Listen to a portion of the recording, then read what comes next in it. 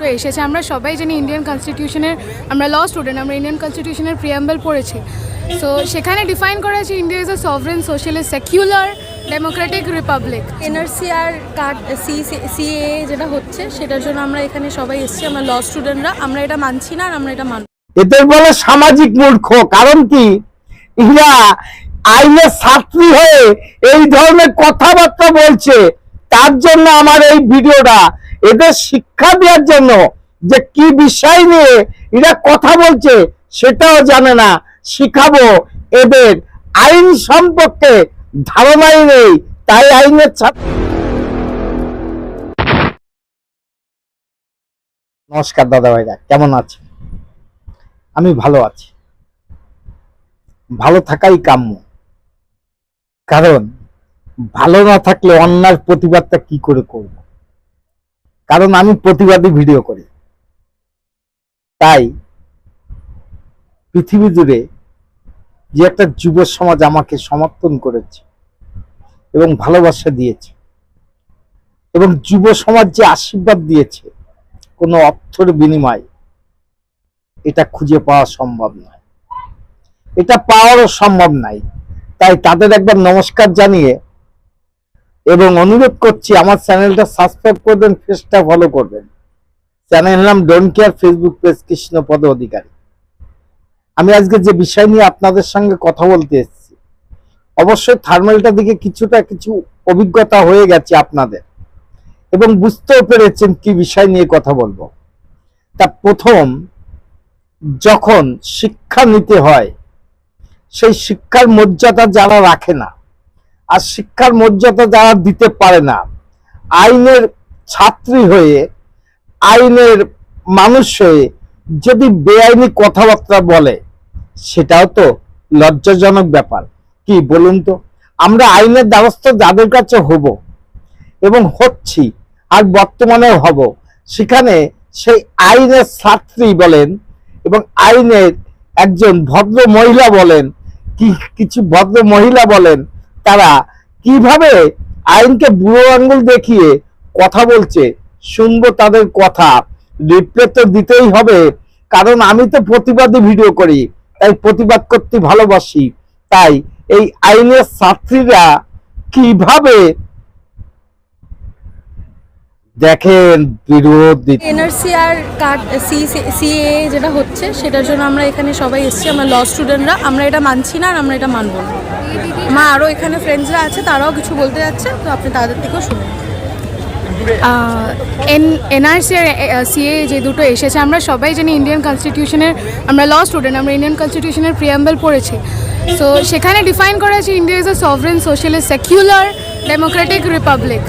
তো I guess the central government is forgetting that we are a secular at the most, যেটা ওরা মানছে না। CA তে আপনারা জানেন they have mentioned every caste and every creed and every religion they have mentioned excepting the Muslims, just মুসলিমদেরকে বাদ দিয়ে। I think this is very wrong on that thing.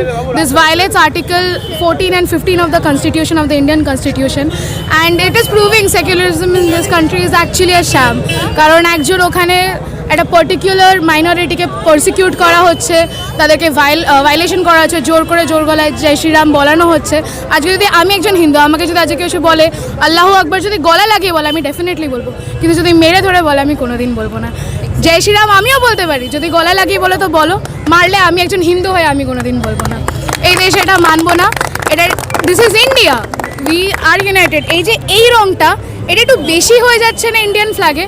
সবকটা সামঞ্জস্য থাকলে তাহলে ইউনাইটেড ডাইভার্সিটি হচ্ছে, এই জিনিসটা একটু বেশি চাই না। সো আজকে আমরা রং নির্ধারিত নেই, আমরা কোনো দলের হয়ে না, উই আর ল স্টুডেন্টস। আমাদের সিনিয়ররা দ্য সিনিয়র অ্যাডভোকেটস লয়ার্স, আমরা তাদের জন্য আজকে সবাই মিলে এসে রাস্তায় বেরিয়েছেন। এই আন্দোলন জারি থাকবে যতক্ষণ না সুপ্রিম কোর্ট থেকে অর্ডার আসে যে এই আইন স্টে করা হোক বা উইথড্র করে নিচ্ছে। বাংলাতে তো হতে দিচ্ছি না, আর অন্য কোনো স্টেটে আমি চাই না যেটা হোক। সো না মানবো না, মানছি না, মানবো না। এনআরসি সিএএ মানছি না, মানবো না, মানছি না, মানবো না। Hashtag no NRC no CAB, everybody hashtag no NRC no CAB. ভুল করে থাকি ক্ষমা করে দেবেন। আইনের বিষয়টা, এই আইনের ছাত্রীদের একটু বলতে চাই, যতটুকু সম্ভাবনা আছে আমার চিন্তা ভাবনায়, সেই চিন্তা ভাবনা নিয়ে, ব্যক্তিগত চিন্তা ভাবনা নিয়ে কথা বললো। এরা বলছে ইনার্সি মানছি না, সিএ মানছি না। এইবার আপনাদের আমি বলতে চাই যে এটা না মানা আর মানা, কয়েকটা মাসি মশা যদি রাস্তায় দাঁড়িয়ে প্রতিবাদ করে, সেটা সুপ্রিম কোর্টের আইন কোনোদিন বন্ধ হতে পারে না। যার জন্য আমার এই ভিডিওটা, এই মূর্খরা স্টার্টিং পয়েন্টেই ভুলভাল কথাবার্তা বলছে। জানি না এরা কতটুকু সামাজিক যোগাযোগে, সামাজিক মাধ্যমে এরা আইনজীবী হবে। আইনটা শুনে রাখুন, এই বিলটা যখন পেশ করা হয় তখন রাজ্যসভায় পেশ করা হয়, রাজ্যসভা থেকে লোকসভায় যায়, লোকসভা থেকে প্রধানমন্ত্রীর দপ্তরে যায়, প্রধানমন্ত্রীর দপ্তর থেকে সুপ্রিম কোর্টে যায়, সুপ্রিম কোর্টে আইনের দিক থেকে দেখা হয়, তারপরে যায় রাষ্ট্রপতির কাছে। রাষ্ট্রপতি যদি ওই বিলটা শো করে এবং সই করে, তাহলে ওই বিলটা পাস হয়। সুপ্রিম কোর্ট যদি রিজেক্ট করে দেয়, ওই বিলটা রিজেক্ট হয়ে যায়। আপনাদের মতো মূর্খরা রাস্তায় নেমে এই সমস্ত বিলের কথা বলে, কয়েকটা মাসি মশা রাস্তায় দাঁড়িয়ে প্রতিবাদ করে এই বিলকে বন্ধ করা যাবে না। এত দরদ কেন আপনাকে আব্দুল কায়েস্তাদের প্রতি, যে বাংলাদেশের লোকের প্রতি এত কেন দরদ? দরদ আর দেখাবেন না, দরদ দেখানো বন্ধ করুন।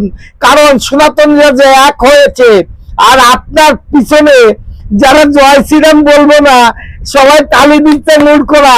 জানি না এরা কতটা মূর্খ। মূর্খ না হলে এই মূর্খন্তি করা সমাজ মাধ্যমে, সোশ্যাল মিডিয়ায় এটা করা যায় না। কারণ আপনারাও তো জানেন না যে এর আইনের ব্যাপারটা কি আছে।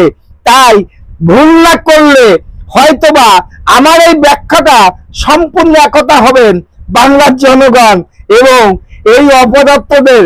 আর কি বলবো, কারণ চটি চাটতে চাটতে এমন জায়গায় পৌঁছে গেছে, আইনকেও বুড়ো আঙুল দেখাতে দ্বিধাবোধ করে না। তাই আমি প্রতিবাদী ভিডিও করি।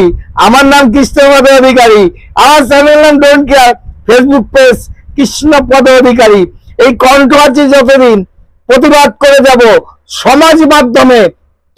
Madam, when sorry.